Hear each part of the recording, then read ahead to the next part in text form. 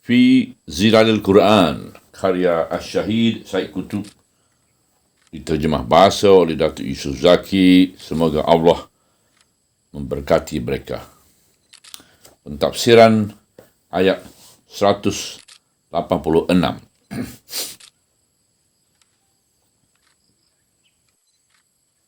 Sebelum rangkaian ayat ini meneruskan penerangannya mengenai hukum-hukum yang terperinci tentang masa-masa puasa, had-had menikmati kenikmatan dalam masa puasa dan had-had imsak, kita dapati di sana ia mengemukakan satu isyarat yang mengagumkan terhadap pedalaman-pedalaman jiwa manusia dan liku-liku rahsia hati mereka. Kita dapati satu ganti rugi yang amat diingini terhadap kesulitan berpuasa dan satu balasan yang segera terhadap sambutan mereka kepada perintah Allah. Kita dapati ganti rugi dan balasan itu terletak pada nikmat pendampingan mereka dengan Allah dan pada nikmat keredaannya memperkenankan doa mereka. Semua ini digambarkan dengan kata-kata yang lemah lembut, jernih dan indah, yang hampir-hampir memancarkan cahaya yang terang. Apabila hamba-hambaku bertanya kepadamu tentang aku, maka jawablah bahawa aku sangat hampir kepada mereka.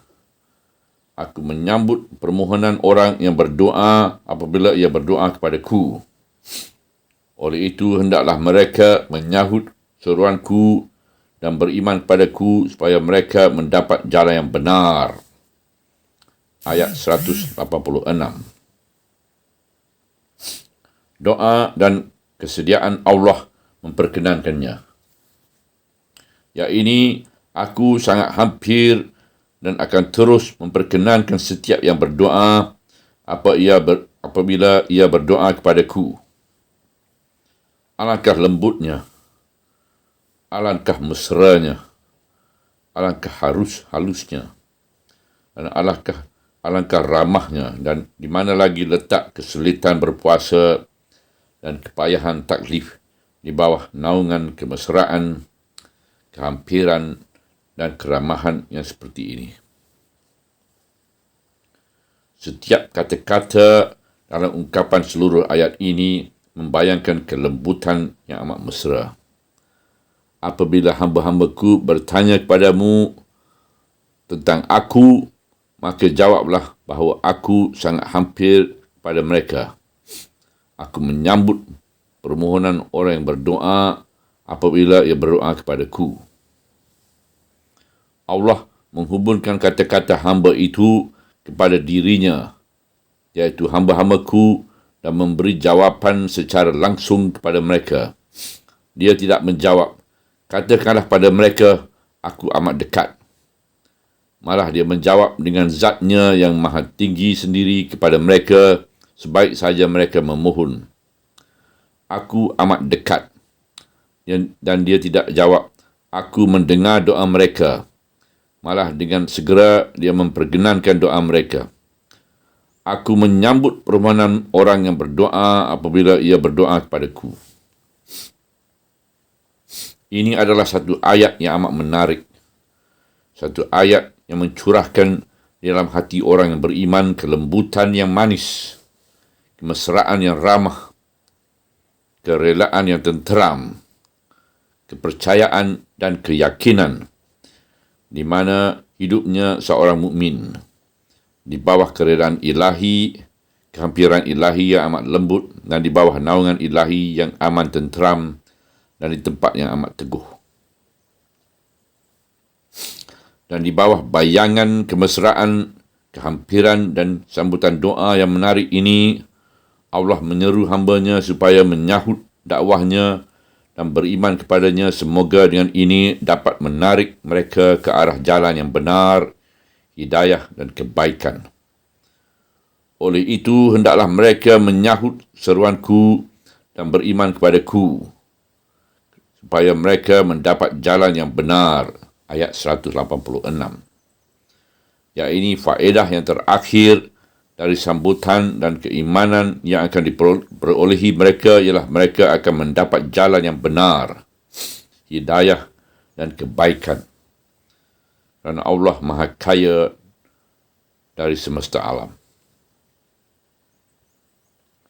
Jalan yang benar yang diciptakan oleh keimanan dan sambutan kepada dakwah Allah itulah jalan hidayah yang benar. Kerana agama yang dipilih Allah untuk manusia itulah satu-satunya agama yang menunjukkan ke jalan yang benar, dan selain dari agama itu adalah jalan jahiliah dan kebodohan yang tidak diredakan oleh orang yang berakal dan tidak akan membawa kepada jalan yang benar. Sambutan perkenan dari Allah terhadap doa-doa para hamba-hambanya adalah dapat diharapkan apabila mereka menyambut dakwahnya dan memilih jalan yang benar. Kewajipan mereka ialah berdoa dan jangan bersikap gopoh kerana Allah menentukan perkenannya terhadap sesuatu doa itu pada waktunya yang tepat mengikut penilaiannya yang bijaksana.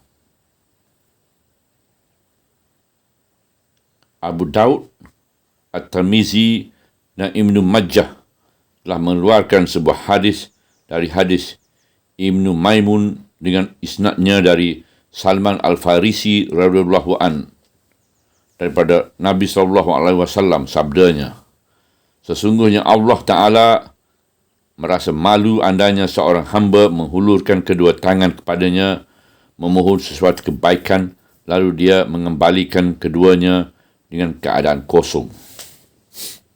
Sebuah hadis lagi dikeluarkan oleh At-Tirmizi dari Abdullah Ibnu Abdul Rahman Ad-Darami dengan isnadnya dari Ibnu Tauban, dan dia diriwayatkan pula oleh Abdullah Ibnu Imam Ahmad dengan isnadnya dari Ubadah Ibnu Samid bahawa Nabi SAW telah bersabda, tiada seorang Muslim di muka bumi ini yang memohon kepada Allah Azza wa Jalla sesuatu permohonan melainkan dikurniakan Allah kepadanya atau dijauhkan sesuatu yang tidak baik daripadanya selama ia tidak memohon melakukan sesuatu dosa atau pemutusan hubungan rahim.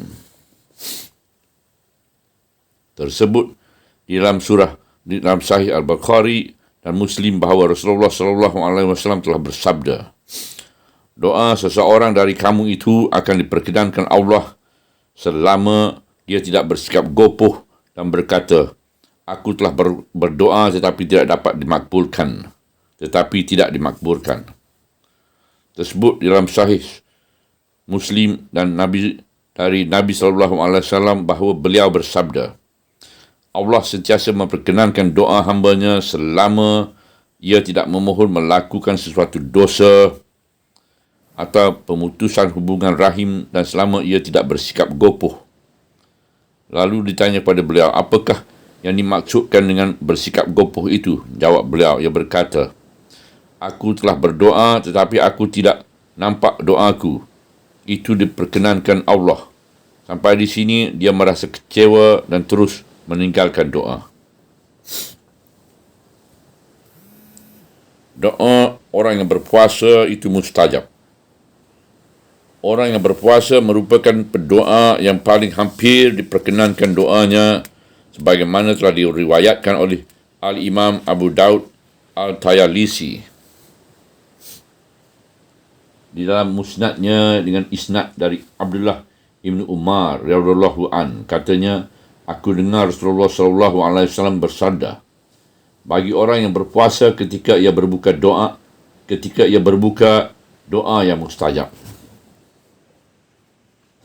Biasanya Abdullah Ibnu Umar apabila dia berbuka, ia memanggil ahlinya dan anaknya lalu dia berdoa. Ibnu Majah juga telah meriwayatkan sebuah hadis dalam sunannya dengan isnad dari Abdullah Ibnu Umar. Juga katanya, sabda Nabi SAW, sesungguhnya bagi orang yang berpuasa ketika ia berbuka, doa yang tidak ditolakkan Allah. Di dalam Musnad Al-Imam Ahmad dan Sunan Al-Tirmizi, An-Nasai dan Ibnu Majah daripada Abu Hurairah radhiyallahu an katanya, sabda Rasulullah, 3 orang yang tidak ditolak doa mereka ialah pemerintah yang adil, orang yang puasa sehingga ia berbuka dalam doa, orang yang dianiaya yang mana doanya diangkatkan Allah di bawah awan pada hari kiamat dan dibuka kepadanya pintu-pintu langit dan Allah berfirman kepadanya, demi kemuliaanku, aku tetap menolongmu walaupun lepas seketika. Oleh sebab itu, persoalan doa ini disebut di celah pembicaraan puasa. Subhanallah, walhamdulillah, wa la ilaha illallah, wallahu akbar, wa la hawla wa la quwata illa billahil aliyyil azim, wa la hawla wa la quwata illa billahil aliyyil azim, wa la hawla wa la quwata illa billahil aliyyil azim.